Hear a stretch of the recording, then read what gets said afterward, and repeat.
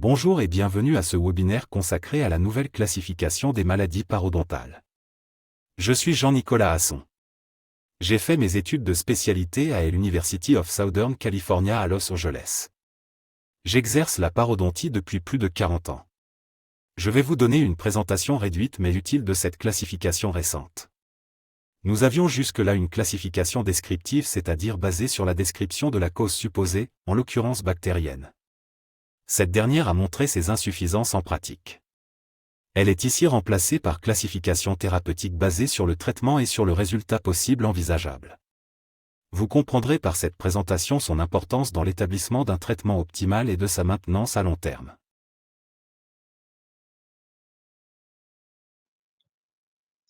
On prête généralement une étiologie bactérienne à la maladie parodontale. Cette version a été largement documentée.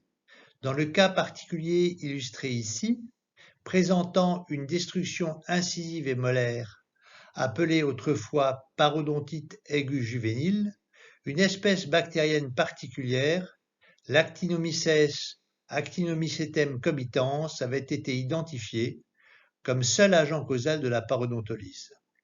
Plusieurs modes d'examen ont été utilisés pour identifier ces micro-organismes: le microscope optique, le microscope à fond noir ou le microscope électronique, mais aussi les cultures ou les sondes ADN. Par ailleurs, certains auteurs ont mis en évidence le rôle des virus dans la pathogénèse de la maladie parodontale. Vous voyez ici une partie de la bibliographie relative à ce sujet. Enfin, on trouvera quelques publications qui relèvent l'importance des parasites dans ce processus. Toutes ces observations sont limitées par leur mode opératoire. Certains micro-organismes pourraient avoir une importance déterminante, mais ils sont trop peu nombreux pour être identifiés. D'autres ont un métabolisme qui s'intègre dans une chaîne qui ne peut être retrouvée en laboratoire. En fait, on ne décrit jamais que ce qu'on voit sous notre lampadaire, en passant le reste sous silence. Par contre, nous pouvons considérer que ce que nous identifions est toujours le témoin d'une population plus complexe. Vous voyez ici à droite un examen qui met en lumière des bactéries elles-mêmes infectées par un virus. En fait, notre perception de l'infection est biaisée par le postulat de Koch, où le micro-organisme infecte l'hôte, ce qui est vrai dans la plupart des maladies décrites dans les siècles précédents. Dans le cas particulier de la maladie parodontale et de la carie, la pathologie est généralement créée par des produits de dégradation ultime du métabolisme des micro-organismes et non par le micro-organisme lui-même, qui ne constitue alors qu'un élément particulier du processus. La plaque dentaire est un biofilm qui associe différents types de micro-organismes, comme représenté sur l'image de gauche. Sur celle de droite, on observe au microscope électronique à balayage des épis de maïs qui témoignent de l'interdépendance des différentes bactéries. L'agressivité de la plaque dentaire provient essentiellement de l'interaction des micro-organismes entre eux. L'action mécanique du brossage crée une rupture de leur cohésion et inactive cette activité pour quelques heures. Une classification basée sur l'observation de micro-organismes spécifiques devient inévitablement trop simple, donc fausse et inutilisable en clinique.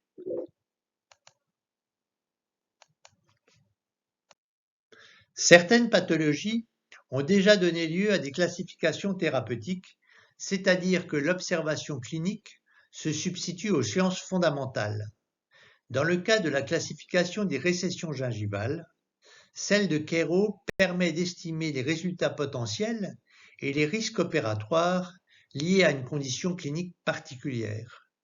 Vous voyez en l'occurrence à gauche une récession gingivale que j'ai pu recouvrir grâce à la présence d'un parodonte intact au niveau proximal. Le cas de droite montre seulement une couverture partielle en raison de la perte de la papille interdentaire. La maladie parodontale a été divisée en 4 stades et 3 grades qui établissent l'état de santé du parodonte et du traitement nécessaire à son maintien à long terme. La classification par stade conditionne la phase du traitement actif. Nous verrons par la suite que la classification par grade conditionne la maintenance. Au stade 1 que vous avez devant les yeux, aucune lésion n'est apparente, il n'y a pas de poche supérieure ou égale à 3 mm. Le parodonte est globalement sain et seuls des soins préventifs peuvent être envisagés. Au stade 2, les lésions sont minimes et peuvent être résolues au moyen d'un traitement étiologique non chirurgical, une maintenance étant de mise à la fin du traitement actif. Vous voyez ici ce qui peut être obtenu au moyen d'un surfaçage et d'instructions destinées à améliorer le contrôle de plaques. Vous remarquerez à gauche l'étendue de l'inflammation et à droite sa disparition au prix de petites récessions gingivales. Une maintenance est indispensable sans laquelle le risque d'une récidive est inévitable. Le stade 3 est caractérisé par des lésions plus importantes. Certaines poches sont supérieures à 5 mm et le traitement pourra recourir à des techniques chirurgicales en cas d'insuffisance des résultats obtenus par la phase initiale. Vous voyez ici des poches supérieures à 6 mm et même de 9 mm en distal de la 16. Lorsque je mets un X, c'est que je ne suis pas capable d'identifier le fond de la poche. Le stade 4 est caractérisé par des pertes dentaires dues à la maladie parodontale. La conséquence peut être l'effondrement de l'articulé, ce qui implique une phase de traitement prothétique pour pallier à l'insuffisance du support occlusal.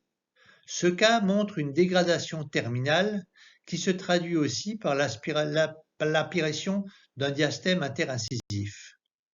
Son traitement combine la pose d'implants postérieurs qui permettent de rétablir la dimension verticale et par la suite la réduction orthodontique du diastème. Le cas terminé a nécessité la pose de contention pour éviter toute récidive pendant la phase de maintenance. Par définition, le traitement parodontal est destiné à maintenir la dentition du patient à long terme. La phase de maintenance est essentielle à sa réussite. La classification en 3 grades permet d'emblée de s'en faire une idée que nous devons partager avec le patient pour qu'il prenne conscience de son engagement. Le premier grade, le grade A, c'est un parodonte exceptionnellement résistant. Vous constaterez dans ce cas l'absence de relation visible entre la dégradation parodontale existante et les facteurs locaux. Ce patient présente un volume résiduel remarquable malgré un contrôle de plaque quasiment inexistant. Le patient m'a expliqué ne pas s'être rebrossé les dents la veille et qu'entre ses dents étaient coincés des résidus de soja de son repas du soir. Le traitement qui pourra être envisagé sans précaution particulière, avec une maintenance minimale qui relèvera plutôt du contrôle, sans toutefois ignorer la nécessité d'améliorer l'hygiène bucco-dentaire à l'origine carieuse des pertes existantes. Dans le grade B, les dégradations peuvent être corrélées au contexte existant. Le traitement actif sera forcément suivi d'une maintenance stricte pour éviter une récidive facilement prévisible. Vous voyez chez ce patient une quantité de tartre extrême et la récession osseuse en rapport. Ce sont des patients où une maintenance de 4 fois par an sera indispensable. On peut constater avant le début du traitement l'importance des dépôts de plaques et de tartre dus à l'absence d'hygiène dentaire, qui explique la dégradation du support parodontal. L'observation attentive montre que quelques dents dans un état parodontal terminal, comme 48, 46, 36, et d'autres dans un état assez acceptable, comme 37 et 47. Dans ce cas précis, le traitement non chirurgical a compris l'extraction des dents les plus dégradées. Il a été suivi par une réhabilitation prothétique collée de 37 à 47. L'ensemble de ce traitement peut être consulté en cliquant sur le QR code ci-dessus. Le résultat est globalement stable à 18 ans. Le grade C montre une dégradation parodontale qui excède celle qui aurait pu être observée par ailleurs avec des facteurs locaux similaires. Il est donc impératif d'être capable d'éliminer tous les risques potentiels pendant le traitement actif et d'imposer une maintenance stricte bien comprise par le patient au début du plan de traitement. Vous voyez ici une patiente qui avait consulté au motif unique d'un diastème interincisif présent depuis peu. La qualité du contrôle de plaque est tout à fait correcte, mais la dégradation observée est tout à fait déconnectée des facteurs locaux. Le diabète non compensé et la fumée sont des facteurs généraux qui ne se sont pas améliorés pendant la phase active du traitement et contribuent au pronostic défavorable d'un tel traitement. Un autre cas de patient qui présente une parodontite de grade C, dans la mesure où les facteurs locaux et généraux ne permettent pas d'expliquer l'évolution rapide pour un patient âgé de 36 ans qui montre des poches supérieures à 6 mm allant jusqu'à 10 mm dans l'ensemble de la bouche. On observe une inflammation généralisée, des migrations dentaires et des dépôts de tartre importants, ici du côté lingual, malgré un contrôle de plaque qui semble acceptable. 32 ans après le début du traitement, aucune dégradation notable n'a été observée et le résultat est obtenu grâce à la bonne volonté d'un patient compliant qui a respecté rigoureusement l'intervalle de 3 mois entre chaque rendez-vous de prophylaxie. En 2016, même si la restauration a un peu vieilli, elle remplit encore son rôle fonctionnel et esthétique. À partir de 2017, l'existence du patient est bouleversée par le décès de son épouse, sa vie change, sa constance s'émousse et les rendez-vous de maintenance deviennent plus rares. Mais c'est toujours un patient de grade C, plus âgé. On observe la dégradation notable sur 25 et 36. Il faut reprendre le traitement actif dans mon cabinet, à moins qu'il ne se résolve à accepter de se faire suivre dans la région de sa nouvelle résidence. Cette nouvelle classification se substitue aux précédentes. Elle est basée sur le bon sens et sur des critères cliniques simples. Elle est mieux adaptée à la pratique quotidienne que les classifications fondées sur des critères académiques et scientifiques.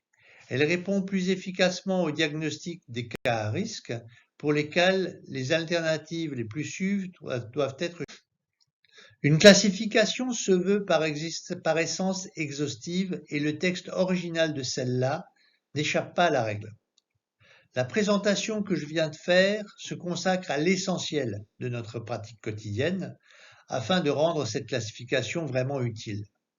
Elle omet volontairement tous les cas particuliers qui peuvent émailler de temps à autre notre exercice professionnel et vous pourrez la consulter dans un deuxième temps. Je vous remercie de votre attention en espérant vous avoir apporté un élément supplémentaire vous permettant d'envisager plus sereinement vos traitements les plus délicats.